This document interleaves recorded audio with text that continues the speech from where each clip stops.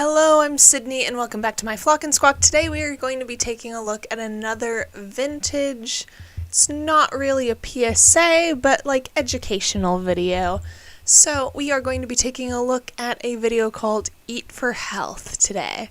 It is about nutrition and just sort of like healthy living, I assume.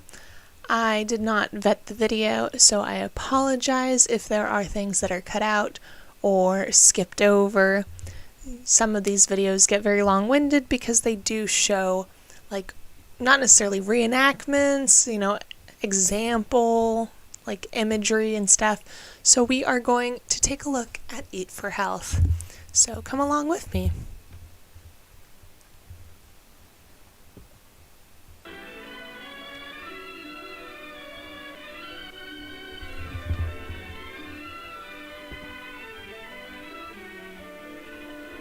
Just a reminder, this video is out of its copyright, so it is fair use to use, and this is commentary. So. Hello, Ma. This is Ralph. Judy and Frank want me to stay for dinner. Is that all right with you? Oh, gee, thanks. Bye. There's something we all enjoy about staying for dinner. Have you ever thought why? It's because eating with others is fun. People like to come together at meal times. They enjoy each other's company while they're enjoying good food. Mealtime is fun for Frank. And it's fun for Judy, too. But it's different with Ralph. Will you have some?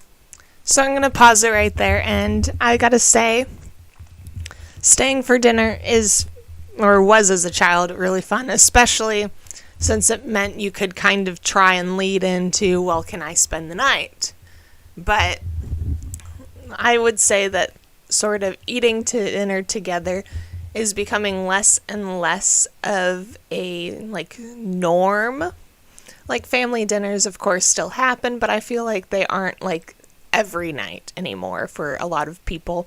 And in pandemic times, I would assume that if you're staying, socially distanced and everything, socially distanced meals are very difficult unless it's warm summertime barbecue season. And the typical barbecue that I've been to is sort of buffet style. So that could cause a lot of people nowadays to reconsider having a family meal or a barbecue because of the buffet style atmosphere or that you create. Maybe it's different for other people, and with the variants always changing and recommendations changing, I would assume that, family dinners are not necessarily the norm, especially when people couldn't gather. And also, people are antisocial. They don't want to deal with other people. I can see how people with kids might, but generally I'd say maybe family dinners are less common than before. But let's get more into what's going on. So Frank and Judy, they love dinner time. Now let's see about the other boy. Peas, Ralph? Gosh, Mrs. Scott, I don't like peas. Oh, that's too bad. Well, how about a baked potato then? Well, okay. Gee, Ralph, why aren't you eating? Remember that picture we saw? What picture? The picture with the hand and the 5 groups of food. Oh, that was just schoolwork. No, Ralph isn't enjoying his dinner much.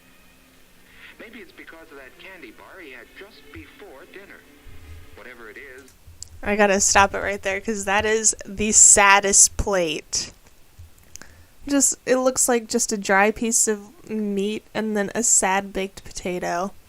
No wonder these kids are like, Ralph, your plate's looking kind of empty. Not to bully anyone to eat, but that's lacking a little luster. Ralph's good time with Frank and Judy is spoiled. The next day is Saturday, and Ralph's tired. But Frank and Judy feel differently. We're going skating today. Can Ralph come with us? Well, I don't know. I think he's still in his room. Just a moment. Let me see. Ralph? Frank Frank and Judy are here and want you to go skating with them. Hi, Frank. Hi, Judy. Hi. Can you go skating with us outside? It's just right. I don't feel like going skating. Thanks anyway. I'm just going to put a pause right there because I just think it's really funny that the mom, like, is having the child make the decision. Obviously, I assume that, you know, she would have the ultimate say in him going out to play, but I do think it's funny compared to, like, nowadays where it's like kids are begging to get their parents' permission, whereas she's like, well, let's just see if he's ready and interested. So, and also, like, this kid does not seem happy to see his friends. Not at all. Not in the least, but he's just like, gee, guys, what are you doing here? I was laying in bed reading comics. So, I think that's a little funny, but it definitely gets their point across. I assume that good food makes you energized and not so groggy and so you can't go out and play, but let's continue on. Oh, well, that's too bad. Maybe he can go tomorrow. Bye, kids. Bye. That's how it's been for quite some time. Ralph just hasn't had the pep that he should have. And now, Ralph begins to wonder why. Maybe there was something more in last week's classwork than he had thought. That hand, for instance, that his teacher had drawn. 5 fingers that point the way to health. What was it now? Bread and butter or margarine, milk and cheese, meat and eggs, vegetables, and fruits. Those are the foods you should eat every day if you want to be. So here are the groups: fruit, vegetables, meat and eggs, milk and cheese, and bread and butter. I'd say those are pretty reasonable categories. We definitely have essentially those categories still today. And yeah, I mean, bread and butter being on their own and having milk and cheese be separated from eggs also is definitely different from what I've seen otherwise. But if you're looking at the meat category from the modern perspective of protein, then yes, eggs belong in that category. But it's kind of a fine line 'cause unless you're separating out dairy, as I guess they are, although butter and margarine are dairy and they're in the bread category, then I'd say sort of it's a hard line to distinguish because milk does have quite a bit of protein, especially nowadays you can find milk with higher protein contents, but I feel that these categories are very much relevant. It's not as broken down as some vintage food group chart type things that I've seen in the past. There is, we have a 1940s Joy of Cooking cookbook, and it breaks it down to leafy vegetables and citrus fruit over other fruit. So it kind of breaks it down more, but yeah, I'd say these are definitely the broad categories I've seen in vintage, like health and fitness, like guidance. So definitely perfect for the time, and honestly, like very similar to today's broad categories, although I do think now we break stuff up into leafy greens again, just like vintage, the Joy of Cooking, but of course the guidance is still varied. It's different for, you know, the diet you are on, if you have diabetes, if you have other health related things going on, if you have disordered eating.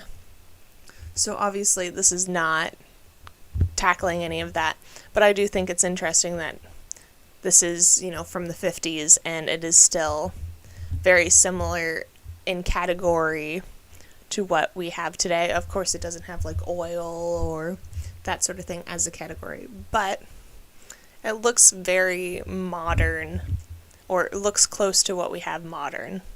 It looks close to the modern guidance we still have with the broad categories that are drawn.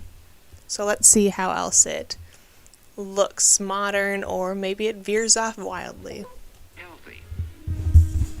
The first one, bread and butter or margarine, reminds him of Kenneth. Why? Because those are foods, and and Kenneth has the most energy in class. Whole grain breads like whole wheat and rye are especially good for you. If you do Just a quick moment to pause. I really appreciate and think it's definitely interesting that they point out that whole grain is the way to go, because we are still talking about how whole grain is the superior with regards to fiber and everything, and yet white bread reigns supreme still. So interesting. eat white bread, make sure it's enriched. Enriched bread has vitamins added to it. Cereals give the same kind of energy and health values that bread does, especially whole wheat cereals and oatmeal. Butter and margarine contain fats. They give you energy in a different way from breads and cereals. Okay, so butter is the fat that they are highlighting, but I do like how they're talking about, it does give you energy, and fat does give you energy, and it more so satisfies you. So still on track with modern thinking guidance for the most part, I'd say. Butter and fortified margarine have vitamin A in them, which is necessary to good health. The second finger that points to health represents milk and cheese, and somehow they remind Ralph of the tallest children in class. That's because milk and cheese help the body grow. Milk is about the most perfect food there is. A glassful at every meal is good for you, and with one more, that makes a quart a day. So I'm just going to pause right there, and yeah, in a lot of the vintage guidance I've seen, they highly, highly support milk as like a superior food being type thing, but I don't think I've ever had a pint a day. And there are a lot of lactose intolerant people. I am not one of them, but it is hard to think about drinking 4 glasses of milk a day. 1 or 2, I feel like, is my max. Although I would be kind of interested in trying a vintage diet for a day or a week or so to try it out. But that's a lot of milk. No wonder that they were satisfied with, eating, because if you have a glass of milk, that is like the higher protein milks that are filtered differently to preserve the protein or something. They have like 13 grams of protein.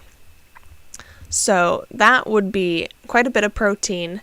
And yeah, you can get lower fat milks and stuff, but that is very like satisfying. Milk sometimes is like almost a meal feeling, or if you just straight drink a glass of milk. So it's off-putting to think that the emphasis on milk, because to me it's difficult to drink that much. But I'd be willing to try, so, let me know if you would like to see me do a vintage diet inspired by these types of informational videos, and like my vintage 1940s Joy of Cooking cookbook. And of course I can find other sources of the times of 40s, 50s, see what the main ideas are, and try it out. So let me know in the comments below. Vitamin D milk helps build strong bones and teeth. And Ralph has decided that it must be lots of milk which has given Linda such a bright smile. Cheese is a bodybuilder too, and there are many kinds to choose from. The third finger represents meat and eggs. And Ralph thinks of George right away, because he's the huskiest and the strongest boy in class. Meat and eggs help the body grow and make it strong. Meat is good for you, and there are many kinds.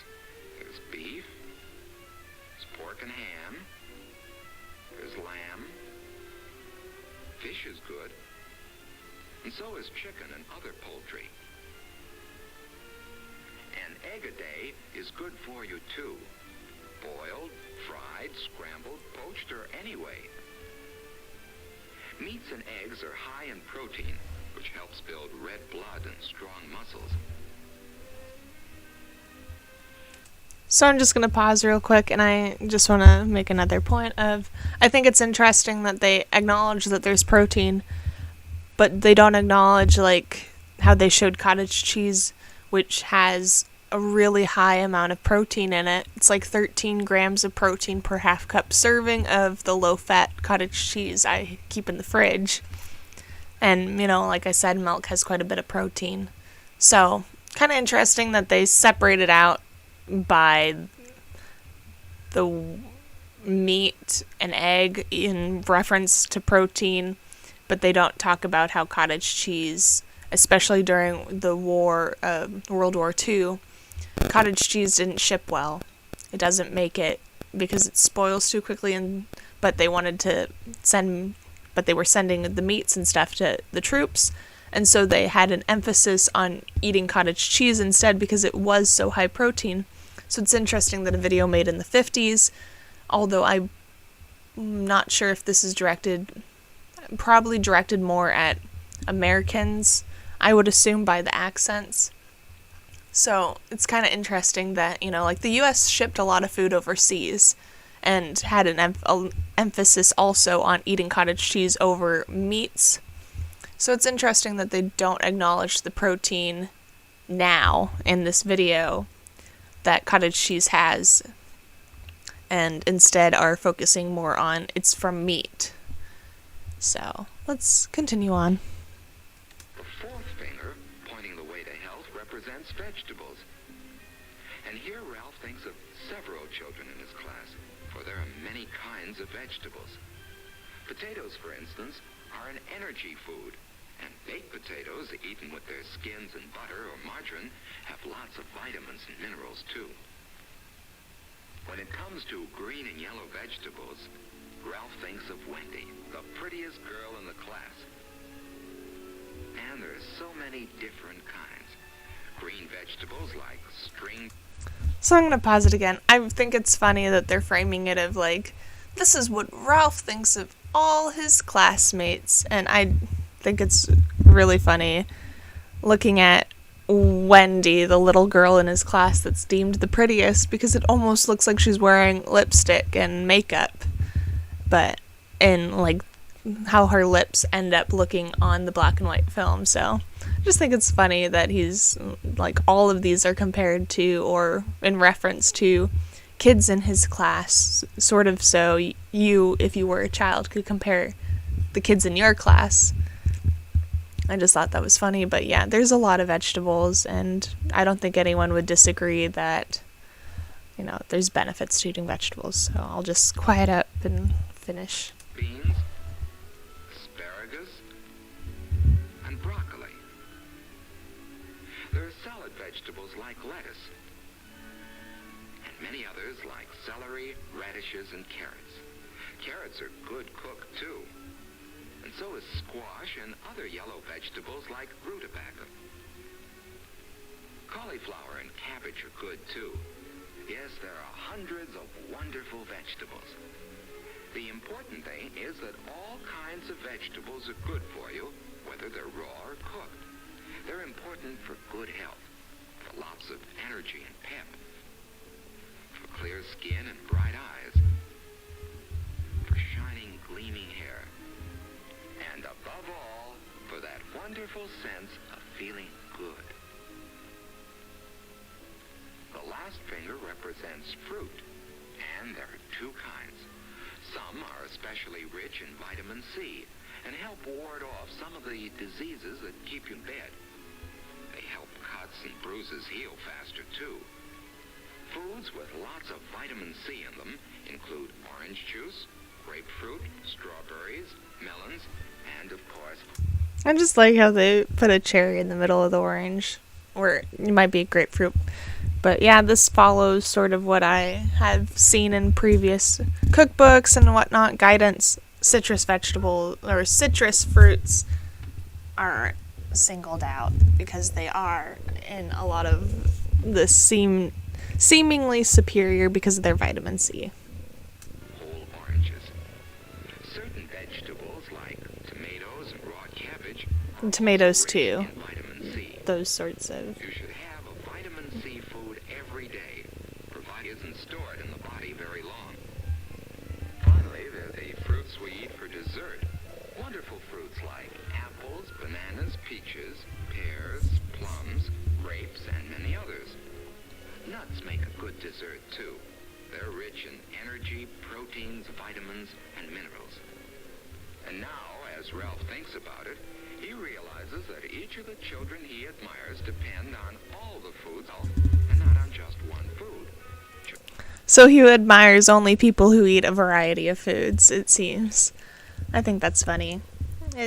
But yeah, I mean, if you have a varied diet, then your health is more likely to be better. It seems like from a lot of the research that's out there, a varied diet is better than just like chicken fingies. So, yeah, I mean, nothing wrong with that. Of course, this is different than like the food pyramid and My Plate, which they all have. All of the food guidance, I'd say, probably has some level of inaccuracy because they're trying to express scientific data and research for a broad audience, and a lot of times it's directed at children to, like in classroom stuff, to help them understand how to eat better, and also at parents who want just like a quicker, easy, how do I feed my child kind of method. So I feel like maybe this is simplified too much, but then again, a lot of stuff today is also very simplified.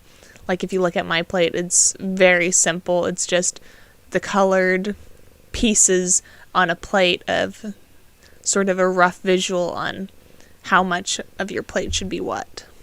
So overall, I don't feel like this is that bad, but let's see if it dramatically changes in the last, couple minutes.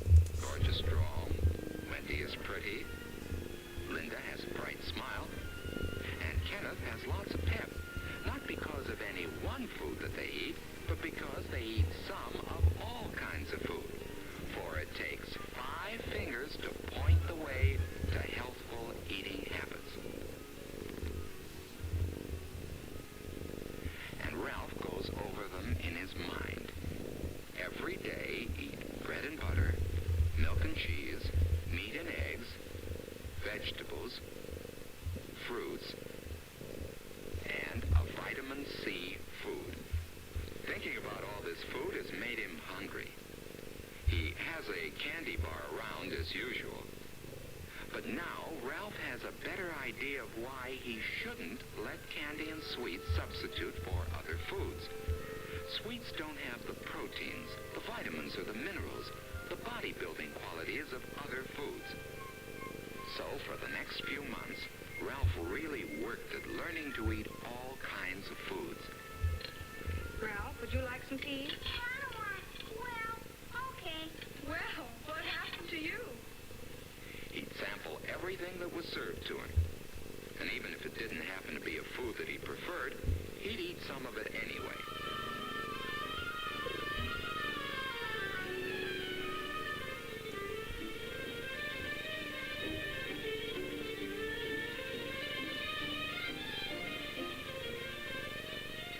At night, he'd go over the 5 food groups and see how he had done that day. After a month or two of this, Ralph suddenly realized that a slow change had taken place without his noticing it. He found that eating had become fun. What's more, his health was better and he had more pep. So I do think it's like, I don't know how to say it, but I think it's interesting that they're like, it only took a couple months, he just went over it every night, and, look at him now, not dependent on sweets to get that quick fix of energy and not down in the dumps, which obviously is true because, he's not getting steady energy throughout the day if he just keeps eating a random candy bar here and there and, foregoing other nutritious foods. So I think it's, I don't see anything wrong with, hey, just review what you've had, maybe try a little of everything. Not bad advice for children, although it's easier said than done, I imagine, because I know there are plenty of fussy eaters or difficult eaters, food aversions out there, but I feel like very broadly, like this is not bad advice. Not bad categorically because it is easy to remember for children. You can count it off on your hand like they say. Not bad at all. So, yeah, I think it was a interesting yet good video. So I hope you enjoyed watching it with me. Let's count down our food on our fingers going forward maybe. Let's try it out. Let me know if you want to see me eat a vintage diet and how long you'd like me to stick to it. But I'm Sydney, and thank you for flocking and squawking with me, and I hope you come again sometime. Have a nice day.